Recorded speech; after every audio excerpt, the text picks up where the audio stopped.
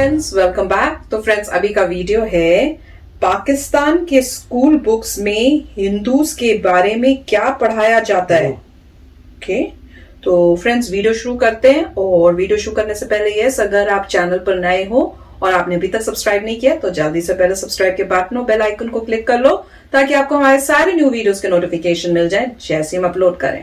अगर आपको वीडियो अच्छा लगता है please like and share. And हमारा दूसरा चैनल, ट्विटर, इंस्टाग्राम अकाउंट, सबके डिटेल्स डिस्क्रिप्शन बॉक्स में, उनको भी सब्सक्राइब और फॉलो कर लेना। चलिए शुरू करते हैं। कभी कभी ऐसा फील होता है कि काश मेरा नाम संजय ना होता। When I do celebrate 14 अगस्त तो मुझे कहा जाता है कि तुम 15 अगस्त को सेलिब्रेट करो ना। मुझे मेरे कलीग्स कहते थे अबे यार तेरी टीम जीत रही है, तो मैं कहता था भाई मेरी टीम कैसे जीत रही है, मेरी टीम तो इस वक्त हारने लगी है। हमें कहा जाता था कि तुम मुसलमान क्यों नहीं हो जाते, अगर तुम्हें ऐसा लगता है कि ये तुम्हारा रिलीजन अच्छा नहीं है, देखो हर जगह लिखा भी हुआ है, तो तुम हमारे मजहब में आ जाओ ना। वो कहते हैं जहाँ से आए हो चले जाओ। भाई हम लोग कहाँ से आए हैं, मतलब ऐसा तो नहीं है ना किसी ने डाउनलोड किया है हमें। वो हिंदूज जो पाकिस्तान में हैं, रहते हैं।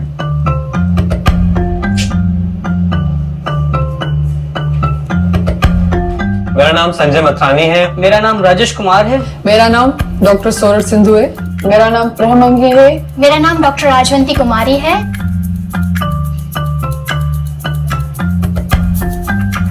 वैसे तो हम स्कूल में किताबें इतनी शौक से नहीं पढ़ते थे जो सिलेबस की होती थी। सोशल स्टडीज पढ़ते थे, उसमें ऐसी चीजें होती थी कि हिंदू जो है अपनी बेटियों को सही से ट्रीट नहीं करते, उनको मार देते थे, पुराने जमाने में उनको जिंदा जमीन में दफन कर देते थे। मेरे अपने ही भांजे ने मतलब स्कूल में उसको पढ़ाया गया कि काफिर का मतलब बुतों की पूजा करने वाला। तो जब वो घर आया और अपने अब्बू से पूछा कि अब्बू हम काफिर हैं, ऐसी चीजें हम पढ़ते थे तो इस तरह से होता था कि सब क्लास के जो लोग होते थे मेरी तरफ एकदम से देखते थे।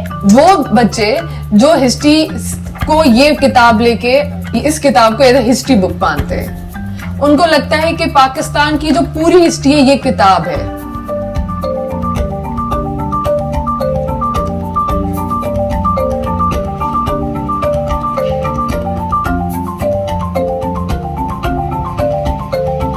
मेरे पास मुताला पाकिस्तान बुक है और ये 11वीं और 12वीं जमात के लिए है। पेज नंबर 33 पे ये लिखा हुआ है, इंसानियत दुश्मन हिंदुओं और सिखों ने हजारों बल्कि लाखों औरतों, बच्चों, बूढ़ों और जवानों की इंतहाई बेदर्दगी और संगदिली से कत्ल किया और बेआबरू किया।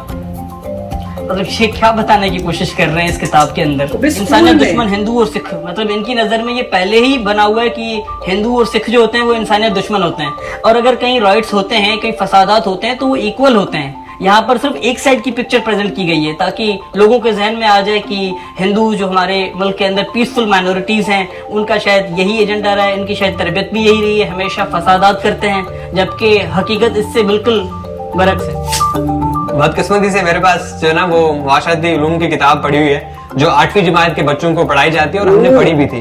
एक मजेदार चीज लिखी हुई है कि मायूसी और बदले के इस दौर में मुसलमानों ने हिंदुओं की सियासी तहरीकों का साथ दिया। मकसद ये था कि किसी न किसी तरह अंग्रेज की गुलामी से निजात मिले, लेकिन हस्बे आदत हिंदुओं ने मुसलमानों के साथ हर जगह धोखा किया। धोखा करना तो मतलब ये कि ये तो कोई भी कर सकता है, मतलब ये कि चाहे वो हिंदू हो, चाहे मुसलमान हो, चाहे सिख हो, चाहे ईसाई हो। मतलब अगर वो चाहते मतलब तरीके से लिखना तो ये लिख सकते थे कि मतलब कांग्रेस ने दूसरी जो जमात थी उनके साथ धोखा किया।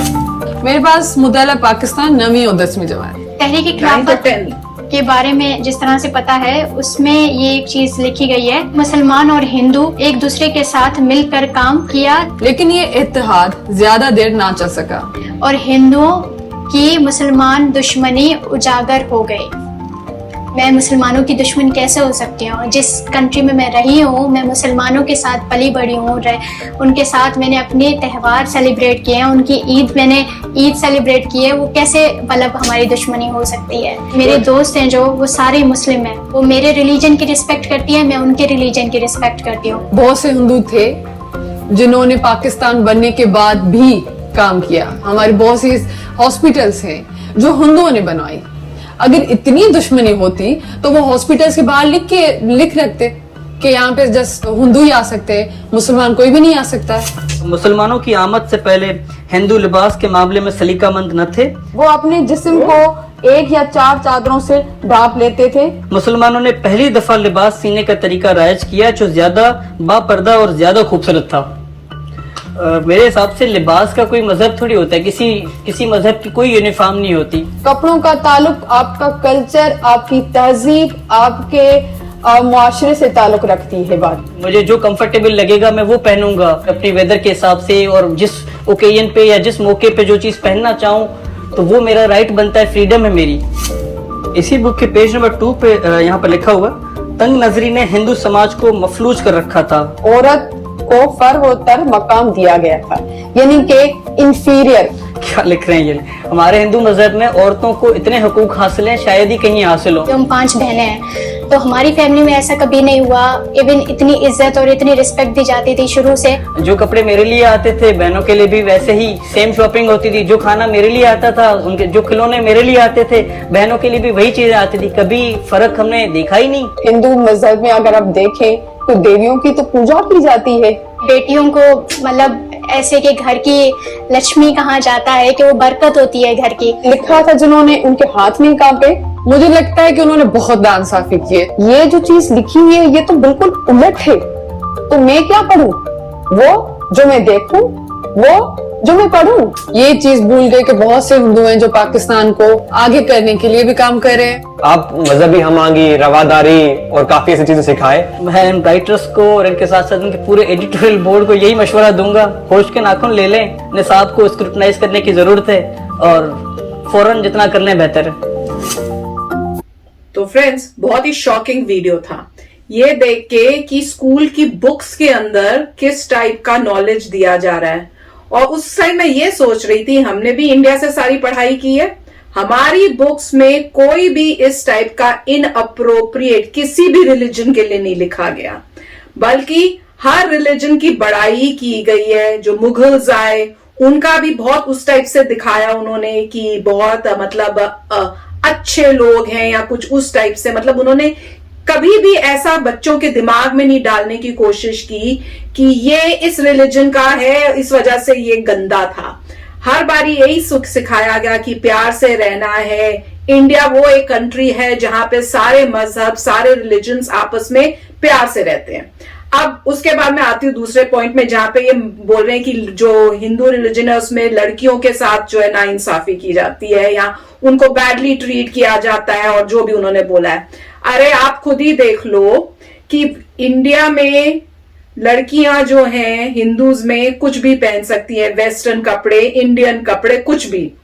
और एज कंपेयर टू अगर आप पाकिस्तान में देखो, लड़कियों के लिए अगर आप देखो तो उनको बुरके पहनने हैं या उनको अपना सिर ढकना है या शॉल, पता नहीं उस टाइप से। मतलब उन्होंने अपने आप को पूरा कवर्ड ही बेसिकली रखना है।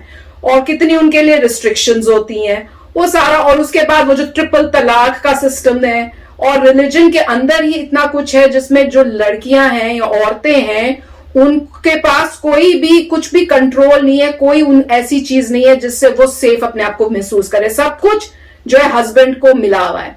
तो जो लड़कियां उनका कोई नहीं कंट्रोल। हर चीज में आप जो भी ये बोल रहे हैं ना उस सबका आप कंपेयर कर लो कि हिंदू रिलीजन या इंडिया में क्या पढ़ाते हैं, पाकिस्तान में या इनके बुक्स में क्या हो रहा है।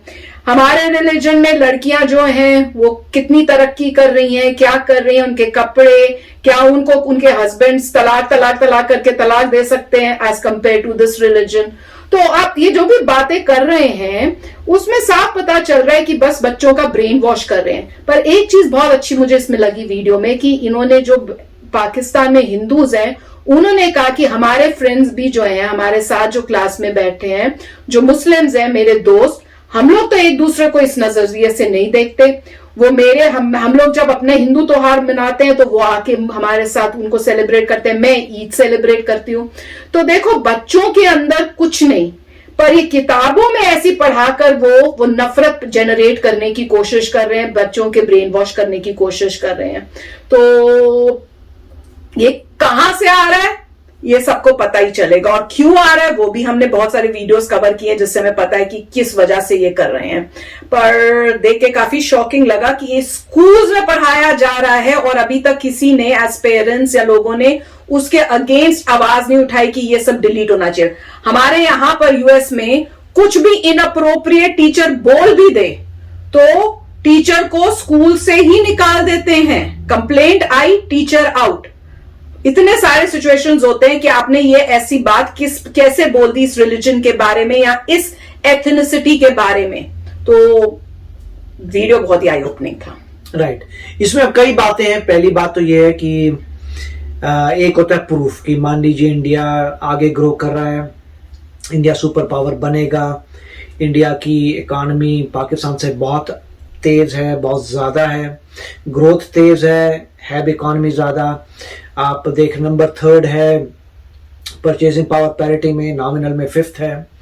ठीक है, तो ये सब देख के आज के समय में उनको पहले ये एहसास होगा कि हमारी नेबरिंग कंट्री में हिंदूज हैं और वो हमसे ज्यादा एडवांस्ड है। ये तो क्लियर हो गया आपको कि साथ वाली कंट्री का जीडीपी ज्यादा है, उसमें ज्यादा प्रोग्रेस हो रही है, सुपर पावर बने, तो ये क्लियर हो और वहां पे मुस्लिम्स भी प्यार से रह रहे हैं। हाँ, और वहां पे सभी लोग, तो पहले तो आप देखिए नेबरिंग कंट्री में काफी खुशहाली है और नेबरिंग कंट्री में मेजॉरिटी हिंदू की है। ठीक है, और कोई प्रॉब्लम नहीं है उनकी कंट्री में, अच्छी बात है। दूसरी बात यह है कि उनको अपनी हिस्ट्री को देखना पड़ेगा, क्योंकि वो हिस्ट्री तो कॉमन है कि हिस्ट्री में पहले मोहनजोदारो और हड़प्पा था। ठीक है, मोहनजोदारो हड़प्पा था, तो वहां पे उस वक्त लोगों का रिलीजन इस्लाम नहीं था। उसके बाद आर्यन थ्योरी है, आर्य आए, और उसके बाद वहां पे वैदिक एरा शुरू हुई, वैदिक एरा चल रही है, गुप्ता एम्पायर थी, वो सब चीजें थी, मौर्य मतलब जो भी था, चंद्रगुप्त मौर्य वो सब था।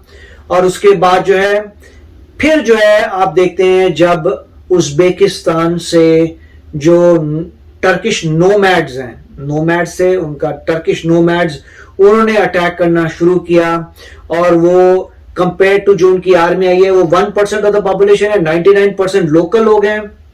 फिर जो है धीरे धीरे उधर का पार्ट कन्वर्ट हुआ इस्लाम में, और जो इंडिया का पार्ट है वो मोस्टली हिंदू रहा। राइट, तो जो कन्वर्ट हुए हैं इसका मतलब है कि अगर 100% 90% अगर इस्लाम है पाकिस्तान में, तो उसमें एटलीस्ट 99% पहले जो है हिंदू वैदिक होंगे, तो वो 99% कन्वर्ट हुए, और 1% होंगे जो ओरिजिनल जो उज्बेकिस्तान से आए थे, नोमैडिक टर्क्स। ठीक है, तो उस हिसाब से उनको खुद पहले एक्नॉलेज करना चाहिए कि हाँ पहले हम भी वैदिक थे, क्योंकि सिविलाइजेशन तो वैदिक थी। तो 99% लोगों को पहले बोलना पड़ेगा हम 99% तो सारे वैदिक थे और 99% ने अपना रिलीजन कन्वर्ट किया था। तो ये पहले बोलिए ना, फिर लोगों को समझाएगा वो ओके, तो पहले मोहनजोदारो थी, हड़प्पा थी, फिर वैदिक पीरियड था, और सारे चंद्रगुप्त मौर्य थे, ये सारा का सारा हिंदू रिलीजन था 99%। फिर 1% बाहर से आए और उन 1% ने 99% को भी आपको कन्वर्ट कर दिया। तो अब सब के सब जो है इस्लाम उन्होंने ले लिया है, मगर हम पहले वो थे। तो बच्चों को कुछ कॉन्टेक्स्ट आएगा कि अच्छा हम भी सेम ही है, मतलब साथ वाला देश और हमारा देश बेसिकली सेम ही है, हम कन्वर्ट हो गए, वो लोग कन्वर्ट नहीं हुए। अल्टीमेटली यही है ना, मतलब यही बोलेंगे कि उससे पर्सपेक्टिव आ जाएगा। फिर उनको सोचना पड़ेगा कि आप कन्वर्ट क्यों हुए थे। जो इंडिया वाले हैं वो तो बोलेंगे हमारा रिलीजन सदियों से हिंदुइज्म था भैया, हम कन्वर्ट नहीं हुए, आप कन्वर्ट हो गए, बस यही फर्क है। अब आप सोचिए कि आप क्यों कन्वर्ट हुए, क्या रीजन से, मगर इन रीजंस के बाद भी आप यह नहीं कह सकते कि हिंदूज बुरे हैं, आप भी हिंदू थे पहले, तो उसके बारे में क्या करोगे। सिर्फ जो 1% बंदा है वो कह सकता है, 1% जो था, जो एक्चुअली उधर से सिपाही लड़ता हुआ आया था, रूलर आया था, वो 1% कह सकता है कि भाई हम यहां पे आए थे क्योंकि इनके पास बहुत पैसा था, ये बहुत अमीर थे, वरना क्यों आएगा कोई। राइट, आप कोई अगर जगह बुरी, आप वहां थोड़ा वॉर करने जाएंगे, आप वॉर करने जाएंगे पैसे के लिए। और अगर हिस्ट्री पढ़े नोमैडिक टर्क्स को और मंगोल्स को एक ही चीज चाहिए थी, पैसा। तो उन्होंने देखा अच्छा बड़ी खुशहाल एरिया है, अमीर लोग हैं, तो यहां पे जाके अटैक करते हैं। तो आप आए, आप पैसे लेने के लिए आए, आपने पैसे लेने के लिए अटैक किया। तो आप ये देखिए कि आपको इतना ही पड़ा था कि आपने अटैक करना है पैसे के लिए, और फिर आपको इतना भी कि आप कन्वर्ट कर रहे हैं। तो ये पर्सपेक्टिव रख के मेरे ख्याल से फिर उनको रियलाइजेशन आएगा कि हम हैं तो सेम ही, हम कन्वर्ट हुए, वो कन्वर्ट नहीं हुए। तो कौन सा बंदा आपको ठीक लगता है, आप सोचिए। तो मेरे ख्याल से ये इंफॉर्मेशन उनको मिलनी चाहिए। और जो वीडियो था उसमें भी सही कहा था कि जिस चीजों में आप डिमार्केशन दिखा रहे हैं वो हर किस्म का बंदा हो सकता है, वो तो सही है, वो तो कोई भी चीज कर सकता है। और दूसरी जो कपड़ों की बात कर रहे हैं, तो मतलब आप कह रहे हैं कि मोहनजोदारो हड़प्पा के टाइम भी कपड़े थे, इतनी सारी सिविलाइजेशन आ रही है करोड़ों साल से, सबके पास कपड़े, तो ये बात क्या हुई कि हमने कपड़े बनाए? तो मुझे कंसेप्ट समझ नहीं है, आपने कपड़े कैसे बना दिए? सदियों से लोग कपड़े पहन के बैठे रहते भाई। तो जो भी था, आई थिंक इन्होंने अच्छा एक पॉइंट रेज किया है। मेरे ख्याल से लोग ये कोशिश कर रहे हैं कि वहां के लोगों पे हिस्ट्री ठीक हो, और जो पूरे वर्ल्ड में एस्टैब्लिश हिस्ट्री है विद प्रूफ, उसको प्रमोट करना चाहिए। यस फ्रेंड्स, बच्चों ने बहुत अच्छा ये आए हैं, और देखो कई उनमें से जो थी वो डॉक्टर्स हैं, वो कह रही हैं हम कंट्रीब्यूट करेंगे इस कंट्री के लिए, हम पाकिस्तान में, हम पाकिस्तानी हैं, हम अपनी कंट्री के डेवलपमेंट के लिए कर रहे हैं, पर जस्ट बिकॉज हम एक हिंदू हैं, हम लोगों को सोचो उनको कितना इस टाइप से बोल तुम ही रहे थे, जब ऐसे बुक्स में पढ़ते हैं तो सब उस टाइम बच्चे टर्न करके हमारी तरफ देखते हैं और किस टाइप के कमेंट्स भी मारते हैं। तो बहुत ही दुख की और शर्म की बात है, मैं तो ये कहूंगी। तो होपफुली थिंग्स चेंज होंगी, बच्चों के अंदर ही आएगा और वो ही फाइट करेंगे, उनके पेरेंट्स फाइट करें, होप तो ये और वहां चेंजेस लाएं। तो देखते हैं आगे फ्यूचर में पॉजिटिव रहेंगे, क्योंकि इस टाइप की बातें तो बहुत ही गलत हैं और बहुत ही मतलब इस शर्मनाक है कि बुक्स के अंदर हैं। उन्होंने 7th 8th ग्रेड से ही शुरू हुआ है, उन्होंने बुक्स निकाल कर दिखा दी जिसमें ये सब था। तो definitely it needs changes, and मैं तो बहुत ही कहूंगी कि प्राउड हूं और खुशनसीब हूं कि हम लोग इंडिया में पैदा हुए थे। तो फ्रेंड्स चलो चलते हैं, मिलेंगे नेक्स्ट वीडियो में बहुत ही जल्द। Till then take care and bye bye. तो अगर आप मेरे इस चैनल पे नए हो तो जल्दी से सब्सक्राइब के बटन को हिट करो और बेल आइकन को क्लिक करो, ताकि आपको मेरा जब नया वीडियो मैं लगाऊं आपको उसके बारे में जल्दी से पता चल जाए।